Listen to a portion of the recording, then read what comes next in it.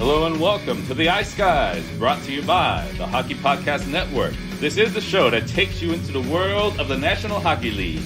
Every game, every day, from a sports betting perspective, with pro handicappers Alex B. Smith and veteran sports writer Jimmy Murphy. And now, here's your host, Ian Cameron.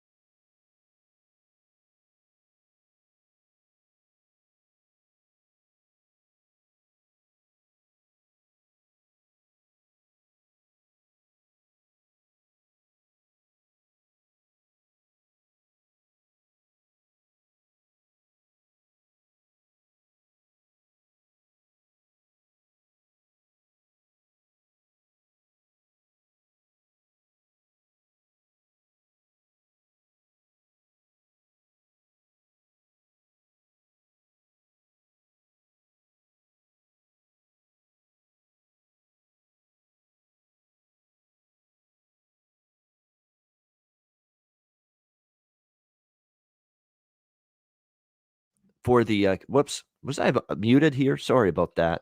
I think we were muted. All right. I couldn't hear anything. Like I came on and then I saw you were talking, but I couldn't hear anything, so I have no idea what's going on. I didn't even get the call. We were having some technical issues, clearly. So Yeah, there's technical issues right now. I okay. think StreamYard's having one of those days. So, all right. So nobody heard that. This is going to be like you're going behind the scenes of a movie Take shoot two. right now. We're going to do take two Yeah. and action. All right. Welcome to the Ice Guys, presented by the Hockey Podcast Network. Friday, October 29th, Ian Cameron, Alex B. Smith will be joined by Andrew McInnis and Jimmy Murphy momentarily as we get set to break down the Friday NHL card. More games than normal on a Friday. 6 games on tap here in the NHL tonight. But before we get into those games, we like to look back at the night before when it's a smaller slate like it is tonight. And when you look at yesterday's games, give the Calgary Flames a lot of credit. A 4-0 shutout victory over the Pittsburgh Penguins last night. I was extremely impressed by that. The end of a long road trip. It was already a successful one, regardless if they had won or lost last night, Calgary. But the fact they still got the job done, shut out the Flames. And they did give up 45 shots on goal, but Jacob Markstrom was terrific. And give the Flames credit. A terrific road trip for them as they will return home now feeling pretty good about themselves. But you know what that means. Maybe they're a little bit vulnerable tomorrow when they face the Philadelphia Flyers returning home from a very satisfying road trip that now has Calgary atop the the Pacific Division, 5-1-1 so far on the year for the Calgary Flames, bolstered by that outstanding road trip. Other results last night. What else is new? Arizona gets buried. That's not going to be the first. It hasn't been the first time, nor will it be the last time that happens to the Arizona Coyotes. They lose 5-1 to the Tampa Bay Lightning. Carolina Hurricanes remain undefeated. 3-0 shutout win over the Boston Bruins. I was on Carolina last night, so good to see that. Carolina continues to get the job done, and Frederik Andersen continues to prove that, hey, when I've got a terrific 1-6 blue line in front of me, I can be a pretty damn good goalie, unlike with his days with the Leafs. So he's played well, but obviously the team in front of him has also played extremely well, and Carolina off to a tremendous 6-0 start, and they stay undefeated with that win over the Boston Bruins last night. Colorado, 4-3 win over St. Louis. The Blues no longer undefeated, losing to the Avalanche last night. Pretty solid effort by Colorado. Jordan Binnington up to his old antics last night, and I get what Jordan Binnington's doing. Like, he wants to be tough guy. He wants to be macho man. He wants to be, stick up for his teammates. Things aren't going well in the game. Let's do something to rattle the feathers a little bit of the opponent, kind of like what he did last year against San Jose when he tried to fight Devin Dubnyk in that game last night. But shooting the puck down the ice at Darcy Kemper, swinging the stick at Kadri. And look, I know the Blues have a gripe with Kadri, for the hit last year on Justin Falk. And credit to Falk, by the way, for dropping the gloves with dropping the flippers with Nazem Kadri. I loved seeing that. That was fantastic. A guy that obviously felt that, hey, he hit me in a vulnerable position last year during the playoffs. I'm taking out my frustrations. Nobody's going to take care of this for me. I'm taking care of it myself. I loved seeing that. Way to go, Justin Falk. I loved that last night that he went and dropped the gloves with Kadri.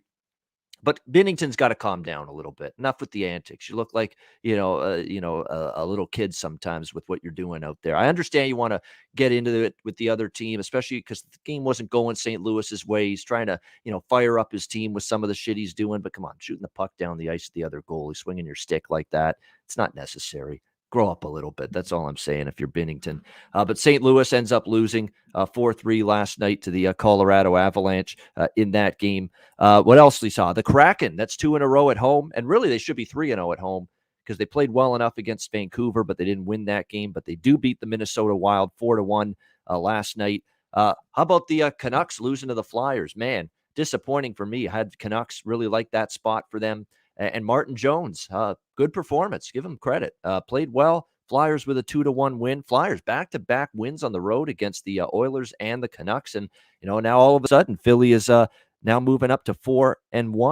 4-1-1, I should say, on the season. Third in the Metro Division. So Flyers playing some better hockey. And a very big road win for them against Vancouver. Sabres beat the Ducks 4-3, blew a 3-0 lead, but they rallied to win in overtime 4-3. We leaned Buffalo, most of us, in that game last night, and they get the job done. The Jets 3-2 against the Kings. Really, really frustrating beat if you had the over, and I know a couple of us did. There were chances there, and you get the scoreless last couple minutes. No empty net goal for the Jets, no tying goal for the Kings, and the game stays under the total. And a nice win for the Jets. Jets really impressive without Scheifele and Wheeler finding ways to win 3-2. Pierre-Luc Dubois has been magnificent. Clearly a bounce-back year in progress for him because he was just invisible for the Jets when they got him second half of the year last year. And the Montreal Canadiens taking advantage of that ripe spot for the picking, if you will. San Jose, long road trip, returning home, and Sharks didn't have a whole lot, although Jake Allen was very good in that game. The San Jose did have their chances, but could not finish,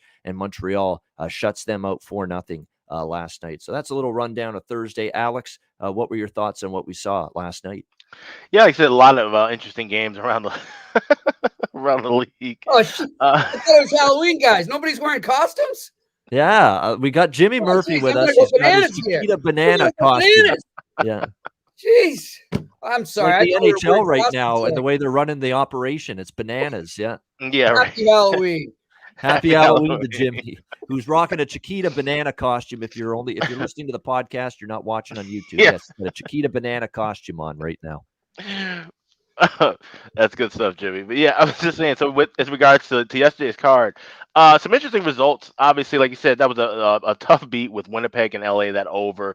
And it's interesting. Seattle didn't get the memo when they joined the league, like the rest of the teams, that you're supposed to miss these empty nets, apparently, because the last 4 years now we're seeing teams where if there's an empty net, they're just trying to dribble the puck down the ice, not go for the empty net goal. They got 2 empty net goals against Minnesota to make that game 4-1, the final. So, you kind of have to, keep in mind when you see 2 empty net goals in a game, don't think, okay, well, that was a 4-1 blowout. You got to take that with a grain of salt and analyze the other 58, 59 minutes beforehand when, factoring your handicap against a certain team or, current form.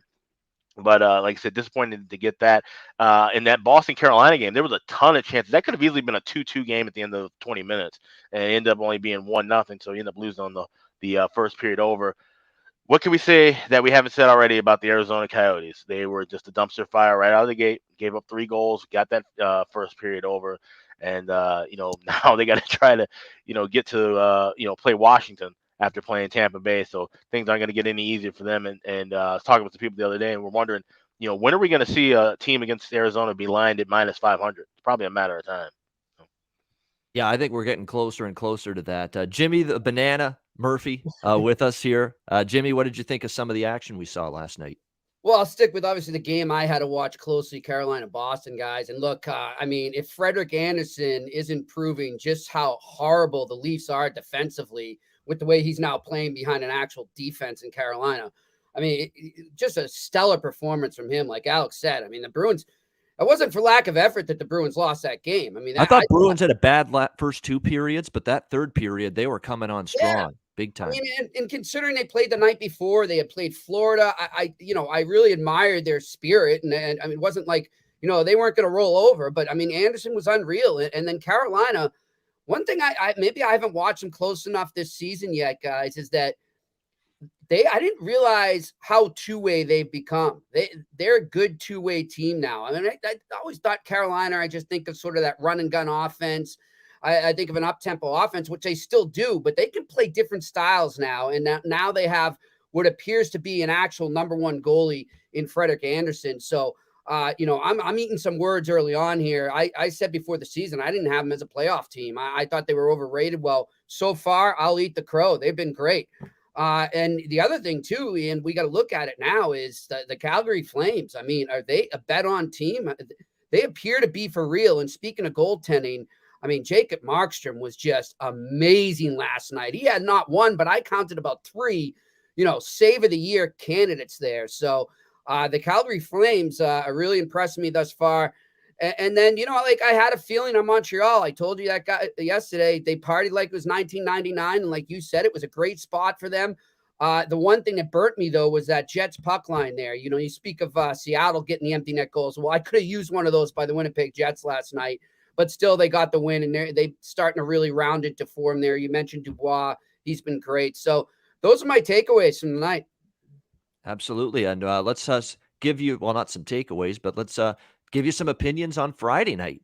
We got 6 games now to break down. We'll start with the Columbus Blue Jackets and the New York Rangers. We've got the Rangers minus 180, home favorites here, bet up from minus 145. 5.5 the total, shaded to the under in this game. It's an interesting scheduling spot because both of these teams haven't played since Monday, early in the week. So both teams have had 3 days off to practice, maybe a little downtime, rest some aching bones and bumps and bruises early in the year. So 3 days off for both teams. Columbus enters off a win, 4-1 over Dallas.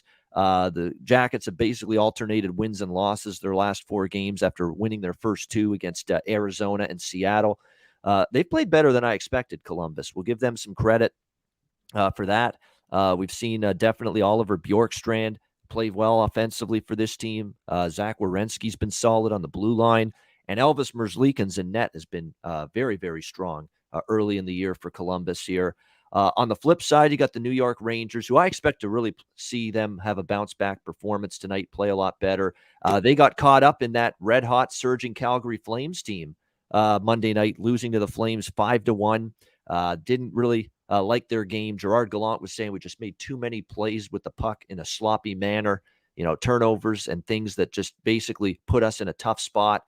You can't make those kind of mistakes, he said. So I'd expect the Rangers to be better. And while I'm impressed with Columbus, both of these teams, by the way, 4-2 coming into tonight, you look at Columbus, the wins, Arizona, Seattle, Dallas, who are kind of struggling. I mean, the one quality win was the Islanders, and that was a win when the Islanders were really not playing great hockey. You could say that about the Rangers, too. They haven't beaten the best competition. I still think Montreal could be solid. Toronto, of course, was a good win. And Nashville, Ottawa. So a couple of their wins, you could say, hey, those weren't great wins either. But I think the Rangers still have a bounce-back spot here. Now, I'm not going to lay minus 180. I'm going to go with the minus 110, minus 115 is what you can get with the Rangers here in regulation. I also like the Rangers a little bit, that first period puck line, -0.5 plus 150 in the first period. I think I'm going to take a chance with that because they're talking about a better start. They really worked on some things these last couple of days. They weren't happy with their game against Calgary. And at the end of the day, I still think the Rangers are going to be a better team at the end of the year than the Columbus Blue Jackets. So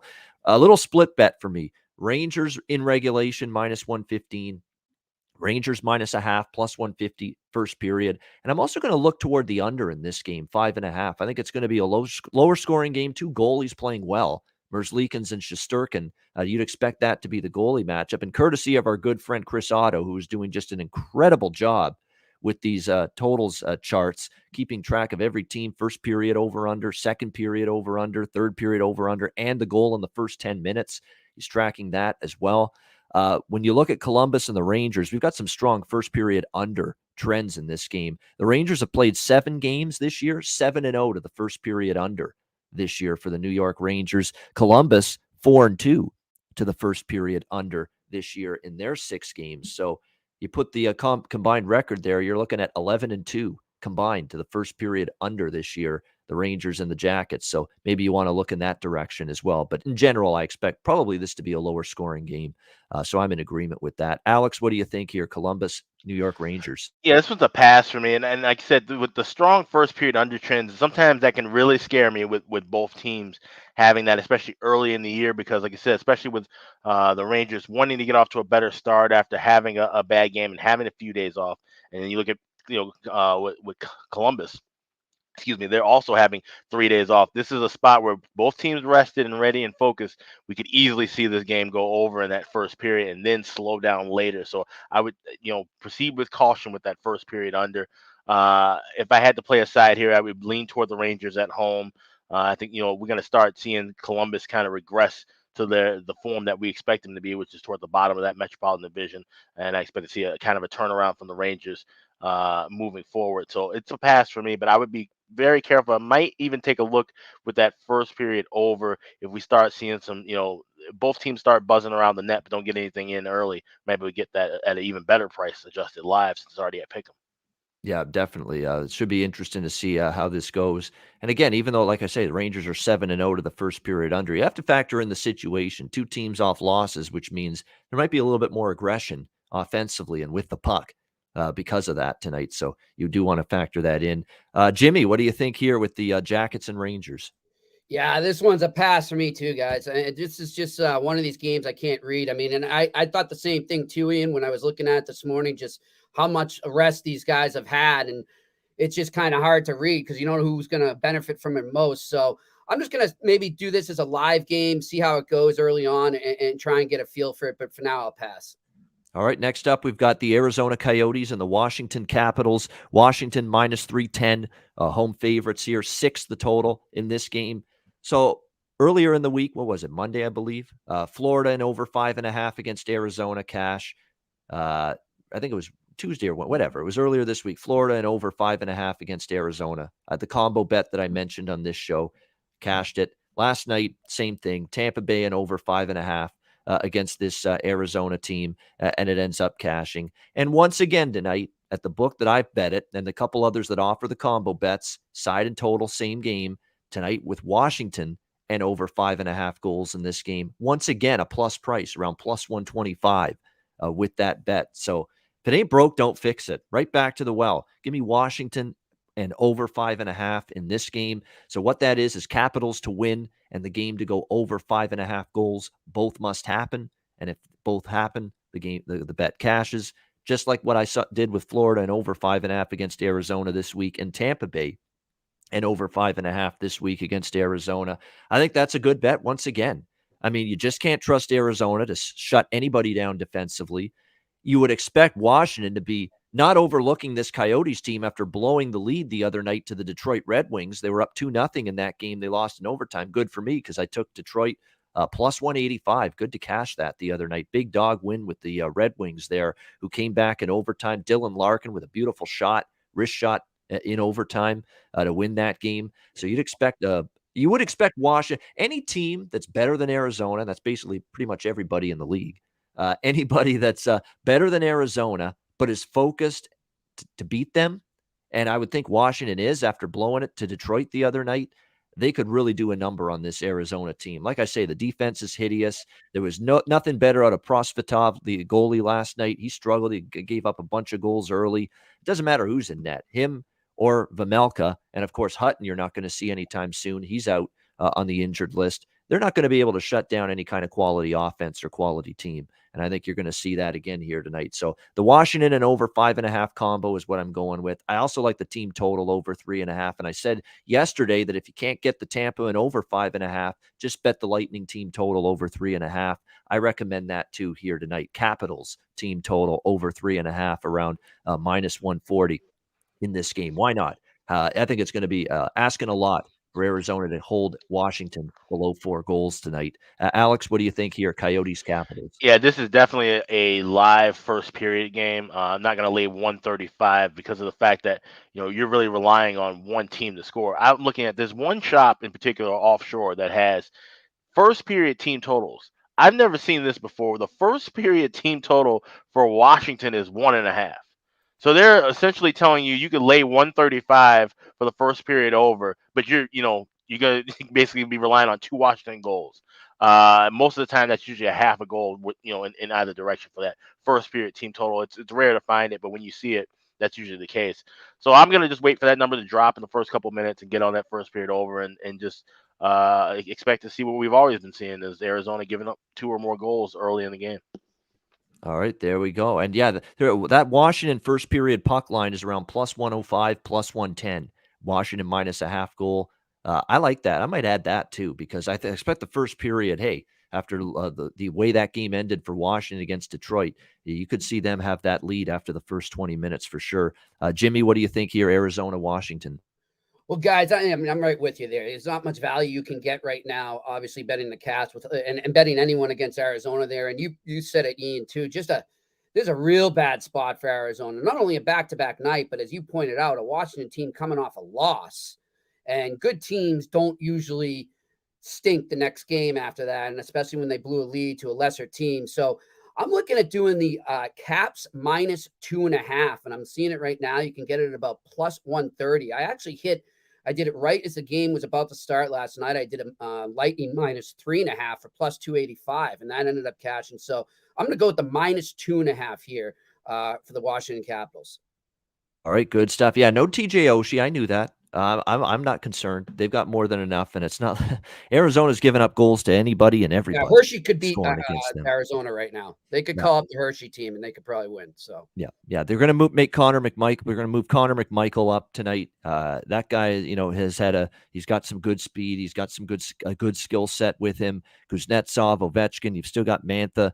Daniel Sprong shown an ability to find the back of the net. You got Sheary and Eller, and you've got Hendrix Lapierre.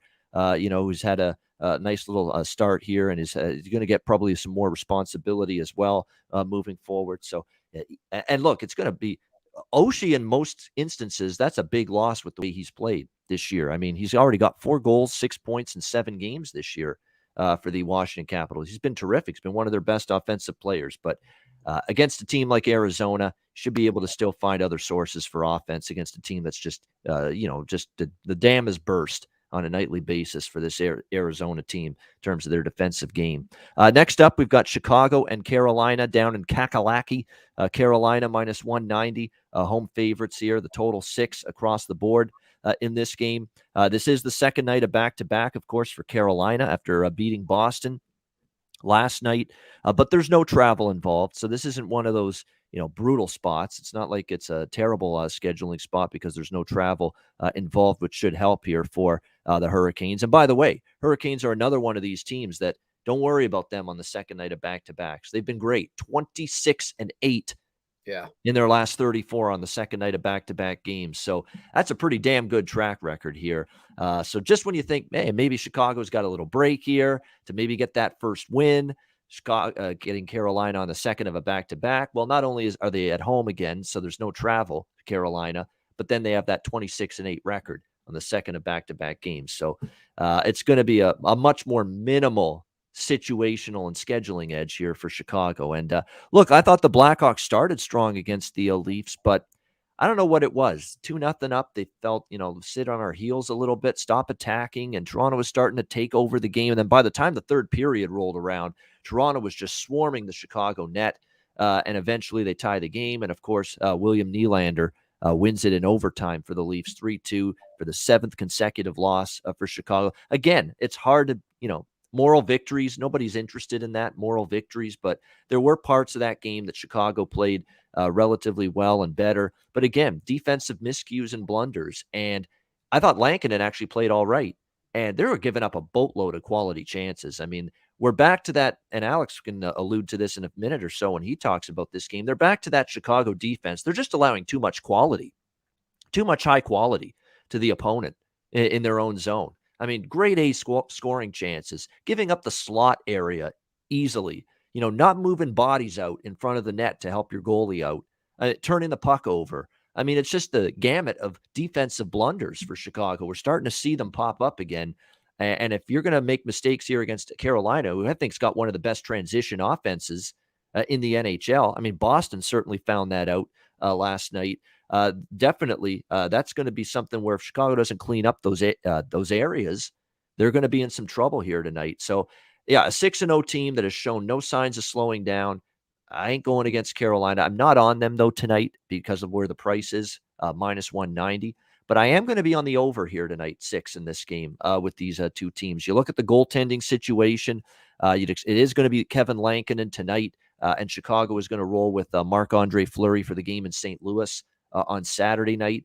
And for Carolina, for as good as Freddie Anderson's been, it hasn't been confirmed yet, but I'm pretty darn sure they're going to give him a rest tonight and go with Antti Raanta, especially a guy that played with the Blackhawks years ago, and give him the chance, not only rest Frederik Andersen on the second night of back-to-back games, but also give Antti Raanta the chance to play his former team. So I'd expect to see him in net. And, I don't necessarily view him as a goalie that I'm willing to bank on here. He hasn't played yet this year in the regular season. Rusty, he may not be, ready at his absolute best right away. We'll have to wait and see on that. And he's coming off a year where he didn't really play well in the second half of last season, Raanta. So the jury's out on him. It makes me think Chicago could find the back of the net here tonight in this game. It is worth noting, though, still for the Blackhawks that the good news is they had Taves on the ice the other night, which was good to go with Doc, and but still without Patrick Kane, it looks like will not be in the lineup again tonight for the Chicago Blackhawks. But I still think there's some opportunity for Chicago to score tonight. So I like the over here with the Blackhawks and the Canes. Alex, what do you think here, Chicago, Carolina? You look back at the last game with the Hawks in Toronto, and obviously we know everything that's going on with the Hawks, but you look at Toronto and how desperate of a team they were.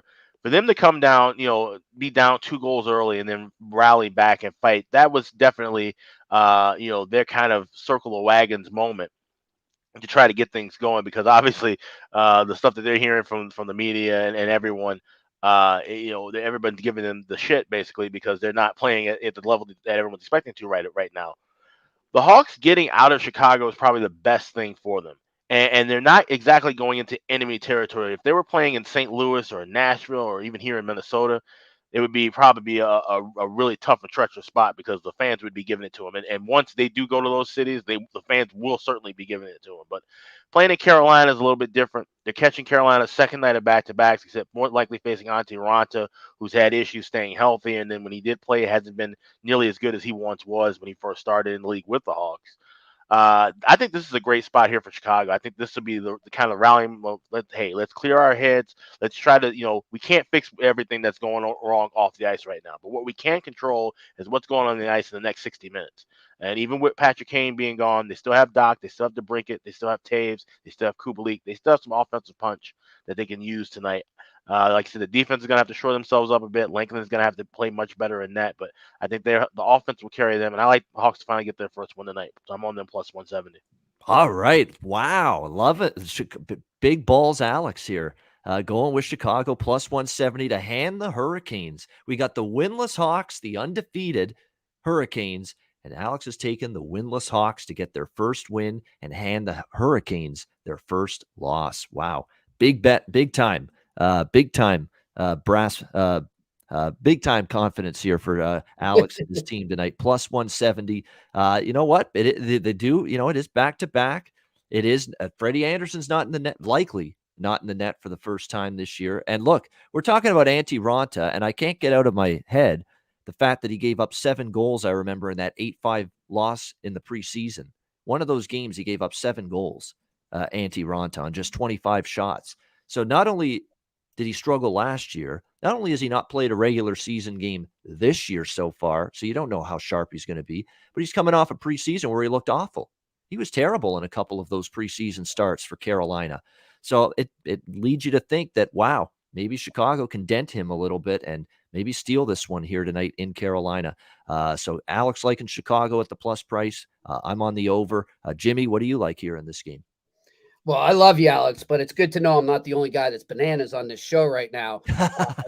The Hurricanes are going to just wipe the ice clean with the Blackhawks tonight. I like after what I watched last night.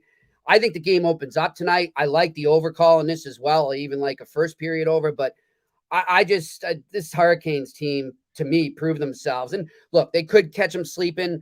And Alex could be right. I like his thinking. I just think based on what I saw last night, I don't see this being their first loss. I just think that first loss is going to come against a better team than the Chicago Blackhawks. So give me the Carolina Hurricanes with the puck line and give me the over total. All right, like in the first period over, full game over, and that Jimmy puck line, Carolina. So he's not totally bananas because he gives us puck lines every day on this show. So Carolina puck line, which is plus 125 for Carolina, minus a goal and a half in this one. All right, we got Florida and Detroit. Florida minus 175, road favorites, total 6 across the board. I don't want to say upset alert here, but Florida does have to be on their toes. This Detroit team works hard, plays hard. And we see that if you fall asleep against them like Washington did once they went up 2-0 the other night against Detroit, Detroit can get you. They've got some game breakers offensively. The Larkins had a nice start to the year, scored the overtime winner, of course, to beat the Capitals the other night. Adam Ernie. I talked about Adam Ernie last year. I mean, that's a guy that's stepped up offensively at times as well for this Detroit team. So, you got to be a little bit careful here if you're Florida. It's going to be also fascinating to see how the team plays tonight for another reason. This will be the first game after, obviously, it was announced Joel Quenneville's gone, and Andrew Brunette is going to take over as the interim head coach right now for the Florida Panthers. So is it just back to business as usual? You would think so. I don't think, I think this team's just, I think they're drowning out all this stuff. Like, they obviously feel bad for Kyle Beach, I'm sure, in his situation, but they're drowning out like the Quenneville stuff. I saw that on full display against Boston, and maybe in the first period they were a little shaky, a little bit, because really they took the ice for that game against Boston not even an hour or barely an hour after that Kyle Beach interview hit the public consciousness, if you will. And I think in that first period, they were a little bit, I don't know, shaken, perhaps. But once they got into the intermission and they came out for the second period, it was back to business as usual. We have a hockey game to win. We got to block out all the other stuff for the next couple of periods. And they pretty much controlled and dominated Boston from that point on. And they ended up winning the other night by a score of 4-1. And it's been a great start to the year, 7-0 for this Florida team. It's two teams that, like, this is a clear pass for me, by the way. I'm not involved in this game side or total. I'm not going against Florida. Certainly not until at least they lose. And even then, like, I kind of view Florida as a bet on only team for me. Unless there's a really ripe spot situation and team and a matchup or a big time injury that has me looking against them. But I ain't looking to bet against Florida anytime soon. They've been that good at both ends of the ice. The goaltending, regardless of Bobrovsky or Knight, they've both been elite. Even Bobrovsky. Bobrovsky's been outstanding to begin the year. He's one of the top goalies in goals saved above average this year in the NHL. So he has found it again for the Florida Panthers. So I ain't laying the price with Florida, not willing to go against them. But, Detroit, they're one of my little darlings here getting an underdog price, and I don't want to go against them either. So this is a pass for me in this game, Florida and Detroit. We'll see how it unfolds. Alex, what do you think here? Panthers, Red Wings. Well, you thought I was ballsy taking the Hawks. I'm going to go even further. I'm taking Detroit here tonight. I like this spot. Wow. I would like it a lot more if we knew for sure that Nedeljkovic was going to be in net, because he has good numbers against Florida, at least going in the regular season. He went 3-0 last year with a 2.57 goals against. Of course, they had some struggles in other spots, but this is definitely a Red Wings team that's in good form right now over the last couple of games, and I think they could possibly catch this Florida team napping maybe early. Might want to look also possibly at the first period with Detroit. I can see them getting on the board early, and like I said, we want to see where the momentum is with Florida. Obviously, they're still playing great hockey. This is a good team. They won't be falling off of the face of the earth because Quenneville's gone now. Brunette's the interim guy, and he's a guy who's was a great player, and I'm sure he can I trust in his leadership with this team and this style. But I could just see where this might be that first flat spot for Florida here going on the road against the Detroit team that's kind of feeling themselves. They got the 6-3 win over Chicago, the 3-2 overtime win against Washington. So, like I said, it wasn't just that they just beat up on a bad Chicago team. They actually got a win against a decent Washington team as well. So I'd like them to rise the momentum and cash as the dog here tonight. All right, good stuff. And, we talk about Aaron Ekblad and Sam Bennett shots on goal. I've talked about both of those guys. Finally, Aaron Ekblad stayed under his shots. He only had 2 in the last game, but still you're getting 2.5 with him. You're getting 2.5 shots as well with Bennett, and you're only laying -120 with those. I think you go right back to the well with those for sure. Bennett goal scorer, I could go with that. But you could even go down the list because he's on fire right now, and he had a goal the other night. Anthony Duclair for the Florida Panthers, +320, anytime goal scorer tonight. Anthony Duclair has really found a home here in Florida. He's comfortable. This is a guy that's always had great skill, talent, ability, finishing ability, and it didn't pan out in various places. Columbus, Rangers, Ottawa, you name it. It's been a tough go of it for him in various stops. He looks like he's finding some level of comfort, without a doubt, here with this Florida Panthers club, and something to keep in mind here, maybe as a guy to look for at these good prices, because you're seeing that skill come out. He's getting a little bit more responsibility as well. He's playing top line minutes right now with Alexander Barkov and Carter Verhaeghe. So again, you're talking about a guy that's +320 that's going to get those minutes. He scored 5 goals so far in the 7 games for the Florida Panthers. There's your valued goal scorer prop. Playing on the top line, Anthony Duclair, the Duke, +320. There you go. Jimmy, what do you think here, Florida, Detroit? I don't think Alex is bananas on this one at all. In fact, if I wasn't a banana for my Halloween here, I was going to do a little Cameron from Ferris Bueller and throw on the scally cap and the sunglasses and my Red Wings jersey.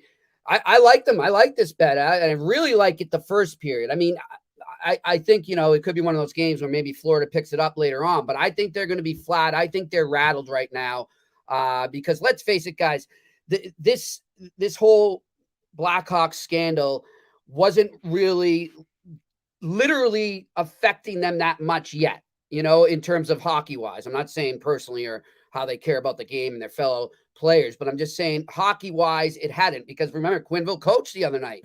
So now they're finally feeling the effects of it. And I think that's going to take a little time to get used to. And that's why I'm definitely jumping all over that first period one. Give me the Red Wings in on the 3-way there, 3-way regulation first period. And then give me the Red Wings to win it as an underdog with the money line. Right. So that's, I actually am you're starting to convince me on this Detroit first period. I don't know if I'd want him full game, because Florida does get stronger and better as the game goes on. And we saw that against Boston. But I remember that first period against Boston the other night. They didn't look like they were in it at the very beginning. Like they were getting outshot 14-2 by Boston at one point in that first period. And with this being that first period since it was announced that Quenneville is going to be no longer coaching the team, maybe that's the period where you do get Florida a little bit flat, disconnected, disconcerted a little bit, and maybe not at their best. So that Detroit, and +160, by the way, you can get that as the first period money line, or +130 is what we're looking at here for Detroit with the first period here on the money line. +130 to +135 is what we're looking at. Let me see. Jimmy's looking for that -0.5 in the first period. So let me see if I can find that here. We got to look at the alternative options here for the puck line here. We'll see if we can track that down here. First period. There it is. Alternative puck line. All right. Detroit -0.5 first period, +240. There you go. There you go. So there you go. That's Detroit to lead after the first period. You want to play it safer. So if it's tied after the first period, you play Detroit money line +130, +135 first period. If the game's tied after the first period, you push, you get your money back, or you could take the plunge. And Jimmy is bananas today. So if you want to take that plunge, you can do it. -0.5 a goal here, Detroit +240. If you're interested in that. So that's what we're looking at there with the Panthers and the Red Wings. That's an intriguing game. It's just intriguing because we know Detroit's been giant killers. We saw it the other night against Washington. They're capable this year, this team, this group, of doing that. And of course, Florida's been that, unbeatable foe so far. So this is actually one of the more intriguing viewing games, in my opinion, tonight on the NHL card. Hopefully, for everybody watching and listening, DraftKings Sportsbook is one of your intriguing sportsbook options out there, and it should be, because DraftKings Sportsbook is the official sports betting partner of the NFL and the NHL. They've got you covered. New customers can bet just $5 on any NFL team to win their game, and if they do, you win $200 in free bets. Winner, winner, chicken dinner. It's that simple. If DraftKings isn't available in your state yet, or you're in Canada, don't worry. You can still play for huge cash prizes all season long with DraftKings daily fantasy sports contests. DraftKings is giving all new customers a free shot at millions of dollars in total prizes with their first deposit.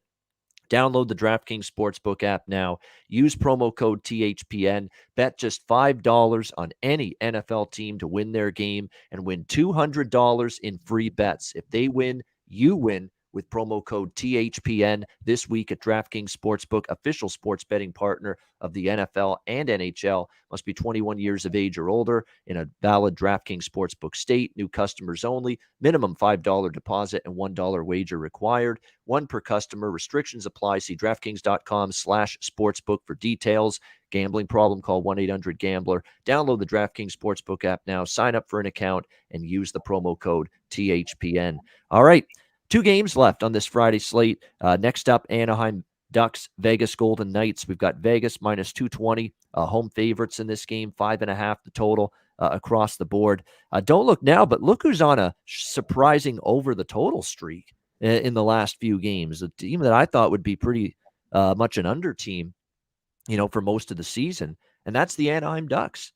We have seen this Anaheim team go over the total now 5 straight games. 6-5 loss to Edmonton, 5-1 loss to Winnipeg, 4-3 loss to Minnesota, 4-3 loss to Winnipeg, which was just a horrible loss because they basically pissed it away in the last minute or so.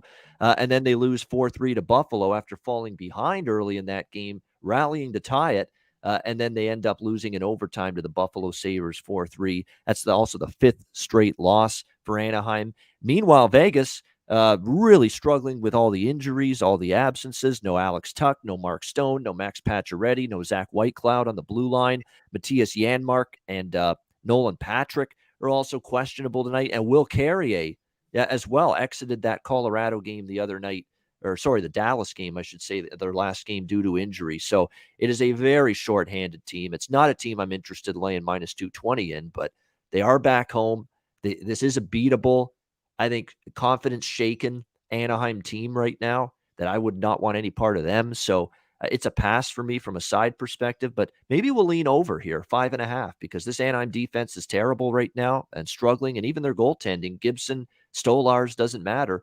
They've been giving up goals lately. And I think with Vegas finally seeing the puck go in for them these last couple of games and the wins against Colorado and Dallas, you could set 3 goals in both games. I think they could hit that here in this game tonight. So I lean to the over here. I might also look at a team total for Vegas, 3.5 even money. That might be something I consider here because I think it's got to be a boost of confidence and momentum for them that they won back-to-back games despite all the injuries against Colorado and Dallas, and they scored 3 goals. And finally got a little offense going in both of them, especially Jonathan Marchessault. We've been waiting on him. I've been screaming out. He's got to find it. He's got to get going. You need him to pick it up with so many key forwards and key offensive weapons out. And he finally has done that here the last couple of games. So pass on the side, maybe a small bet over 5.5, and also a small bet for me, Vegas team total over 3.5 as well. Alex, what do you think here? Ducks, Golden Knights. Yeah, I'm on this first period over. You can get it at minus $1.10, which I think is a great price when you're talking about a Vegas team that's 5-2 in this spot, and Anaheim team's 5-3 in the spot to the first period over. We know Vegas likes to get off to a more of a fast start at home than they do on the road. And like you said, the goaltending for Anaheim has been spotty, no matter who it is. Tonight it's Gibson, who's actually been the shakier of the 2 options in net so far. So I like goals early in this one, and at minus $1.10, I'll go with the first period over. All right, Anaheim, Vegas over 1.5, minus 110 in the first period here for Alex. And you're right, both teams have been sort of trending in that direction toward overs in the first period this year. Jimmy, what do you think here, Anaheim, Vegas? I'm going to jump on that first period over as well, guys. And I like Vegas on the puck line here, so give me a Jimmy puck line there. Vegas is starting to roll. They're starting to find their rhythm. Really impressed with the way they played the last 2 games. And look, I think obviously this team was underachieving up until that point, and we knew they were better. And I'm hearing word now today, Elliot Friedman reporting a couple hours ago that they could be really close. Not that it's going to affect them now, but they could be really close on acquiring Jack Eichel from the Buffalo Sabres. Maybe will happen this weekend. So something to keep an eye on there. But Vegas is starting to feel it. I'm going to go with them on the puck line and the first period over. And they fit the bill of a team that would make sense to get a Jack Eichel. It's an all-in, effort for the Vegas Golden Knights. There's no, we're waiting till next year. We're waiting for 3-5 years from now. No, it's a win now mentality for Vegas. And it's been that way ever since they acquired Pietrangelo, as far as I'm concerned. That move right there signaled that, hey, we're going for a Stanley Cup. And, if there's one team that's probably, it makes sense conceptually to look for and trade for Jack Eichel, then it's the Vegas Golden Knights. No question about that. So fascinating to see that it looks like the talks are getting stronger. Things are heating up between the Sabres and the Golden Knights on a potential deal for Jack Eichel. So we'll definitely keep an eye on that as the weekend progresses. All right, the final game of this Friday night card, Ottawa Senators, Dallas Stars. We've got Dallas minus 190, home favorites in this game, 5.5 the total. Shaded to the under. I took Dallas in regulation. I was wrong. Jimmy was right, and Andrew was right. I think Andrew kind of liked Vegas the other night too against Dallas. And look, I thought Dallas actually controlled the play, had the better of the play, but I was warning people too about it. And even though I was on Dallas, I was fully aware of how capable Laurent Brossoit is as a backup goalie. He was magnificent. Laurent Brossoit was terrific in that game Wednesday night against Dallas. Outstanding. In between the pipes in that game, because you could argue Dallas had the better of the play, but it doesn't matter. What matters is, do you win the game? And Dallas did not win the game. They lost in overtime 3-2 to the Vegas Golden Knights, and Laurent Brossoit's stellar play in net was a big reason why, and a very capable backup goalie showed it there. So kind of a hard luck loss here for Dallas. In fact, the last two games, guys, they've outshot the opponent, Columbus and Vegas, but they have losses to show for it. So puck's kind of not going in for them right now. And it's kind of like what Toronto was dealing with prior to their win against Chicago the other night. So the chances are there for Dallas, but the goals just aren't finding the back of the net. The pucks just aren't finding the back of the net right now. Could they find the back of the net here? Potentially, because we've seen the Senators at times, especially the last game against Washington, the defensive game just got away from them, and they lost 7-5 to Washington. 3 straight losses now for Ottawa against San Jose, Rangers, and Capitals. We'll see how they fare here in this game. Dallas, looking to bounce back. But, Ottawa, last year, they only played, last year they played, October 17th. It was actually earlier this year, my bad. 3-2 Ottawa victory over Dallas about 12 days ago. Ottawa getting the victory there. So it's kind of like a little revenge situation here for Dallas, but not at this price. Not at this price with a team that's kind of struggling to find the back of the net right now, Dallas, at minus 190. Not at that price am I interested in them. So we'll lean ever so slightly to Ottawa, but I just wish their form was better. I don't also like that the injuries are mounting. They've got goaltender issues as well lately. Matt Murray's on IR, Shane Pinto's on IR, Colin White's on IR. I mean, they got a couple of key guys out. Their goaltending's down to Philip Gustafsson and Anton Forsberg right now for the Ottawa Senators, and both of those guys have had a shaky start to the year. So we'll lean to Ottawa, but it's nothing overly strong for me. Alex, what do you think here, Ottawa and Dallas? Yeah, nothing official. It's just a lean here with Dallas on the first period puck line. You get at plus 145, laying a half a goal. I can see where there's Gustafsson going in net for the Senators. I can see where, like you said, Dallas with the fact that they've been out shooting their opposition the last couple of games, they might be able to get one in early and get out of there with a 1-0 lead. But it's probably not going to be a super high scoring affair. These are two teams that Dallas, they just naturally play more of a defensive style, and Ottawa, they try to shut things down. I'm sure they're going to try to want to play better defense, especially after that 7-5 game that was just absolutely bananas. Going, happened in that last contest. So I definitely would look to see, for Dallas to get on the board early, but this probably would maybe even be a spot for a live under if they do get that first goal. Dallas, every game's gone under the total this year for the Dallas Stars. They are perfect to the under this year, 6-0 to the under this year. Sorry, 7-0 to the under this year, the Dallas Stars. And Ottawa's only played once on the road. This is only the second road game of the season for the Ottawa Senators. It's been a home-heavy schedule for them. The only road game was against Toronto. That game was an under. So definitely from a totals perspective, you probably would lean under the total here in this game. The only concern is, and Holtby's in net for Dallas. He's been very good. But the concern is Gustafson for Ottawa. And that blue line in front of him, I mean, we just saw them look just completely out of sorts against Washington. 7 goals, that was out. Now, that's Washington. They can do that against certain team. They're the kind of team that can explode offensively, but still not the kind of defensive effort that you want to see out of Ottawa. That being said, if you're a DJ Smith, you're going into this game hammering home to your team. Let's shore things up in our own zone after giving up 7 to Washington. So that could lend some credence to maybe liking the under even more tonight. Jimmy, what do you think here? Sens and Stars. Yeah, I'm going to pass on this one, guys. I don't have a good feel on it. I mean, you mentioned the Ottawa goaltending situation. If I was going to do something, I might touch that over. But then again, Dallas has been shutting people down pretty good and limiting people a lot, getting the unders there. So I'm just going to pass on this game. Maybe do a little live betting. We'll see. All right, good stuff. There you go. That is the Friday NHL slate. A reminder that we are here for you on the weekends. We're the only show that is from an NHL betting perspective, Saturday and Sunday, noon Eastern. We'll have shows throughout the weekend, and we will get you ready for the weekend NHL slate. Of course, Saturday goes without saying. Always a big card, although not as big as some Saturdays. Did you guys notice something about tomorrow, though? Do you notice something about that card tomorrow? Yeah, what about it?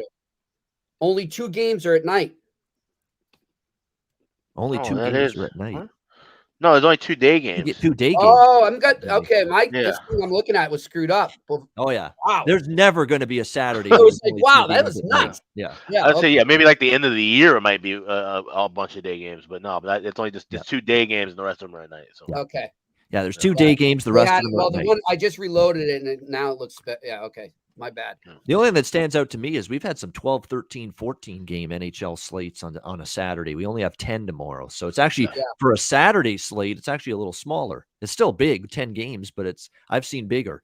I've seen more games on a Saturday than the 10 that we've got tomorrow. So we got 10 games Saturday, and we have 5 more coming your way on Sunday. So we will have shows both days this weekend, Saturday and Sunday, noon Eastern. 9 a.m. Pacific, 11 a.m. Central, 1 p.m. Halifax time for our buddy Andrew. And am I missing any time zones? I don't think so. So there you go. We will be with you this weekend right here on the Ice Guys and breaking down the weekend slate game by game as we like to do. All right, Friday card, best bet time. I got to turn best bets around. I've lost a couple in a row with the best bets. I'm not happy about that. The card overall has been up and down. But the best bets, we've got to turn those around here and see if we can do that starting tonight. Personally, Alex, we'll start with you. Best bet for Friday. What do you like? Yeah, bro. Head to the Motor City and go to the Detroit Red Wings plus 160. They should be able to finally snap the streak of the Florida Panthers, like I said, without Coach Q, moving forward with Andrew Brunette. But I think this Detroit team's in good form, and they should be able to take care of business at home. So give me the Detroit Red Wings plus 160 is my best bet. All right, there you go. Detroit Red Wings plus 160 for the upset and hand the Florida Panthers their first loss of the year. Love it. Love the boldness. Detroit plus 160, best bet for Alex B. Smith. Jimmy, what do you like for best bet? Yeah, guys, I'm going to go with that Vegas puck line. I like them to take care of business against the Anaheim Ducks. All right, Vegas Golden Knights off 2 straight wins, Jimmy. Liking them to keep it rolling tonight in Sin City against the Anaheim Ducks. Vegas minus 1.5, plus 110. Best bet for Jimmy. My best bet is going to be, I'm going to go, it's up to minus 140 now. I was going to give the combo bet, but that's only at a couple of books, Washington and over 5.5. I'm going to go with Washington team total over 3.5 instead, because that's available everywhere. It's minus 140. I don't mind the price. They can score. And even without TJ Oshie, they'll miss him. They'll miss him other nights. They won't miss him as much tonight against this Arizona Coyotes team. Can't defend anybody. Second night of back-to-backs, 2 for the Coyotes. Washington team total over 3.5. We're going to go with that for my best bet for this Friday NHL card. And that'll wrap up this edition of the Ice Guys. We thank everybody for joining us live on YouTube. A reminder, the Ice Guys is live on YouTube 7 days a week, Monday to Friday, 2 p.m. Eastern, Saturday and Sunday, noon Eastern. If you can't watch the show live, download the Ice Guys podcast in audio form on all major podcast platforms, Google Podcasts, Apple Podcasts, Spotify, Stitcher, iHeartRadio, and more. Find the podcast there. For Alex B. Smith and Jimmy Murphy, I'm Ian Cameron. Have a great Friday. Enjoy the games and good luck tonight. And we will see you and talk to you again tomorrow on Saturday for another edition of the Ice Guys presented by the Hockey Podcast Network.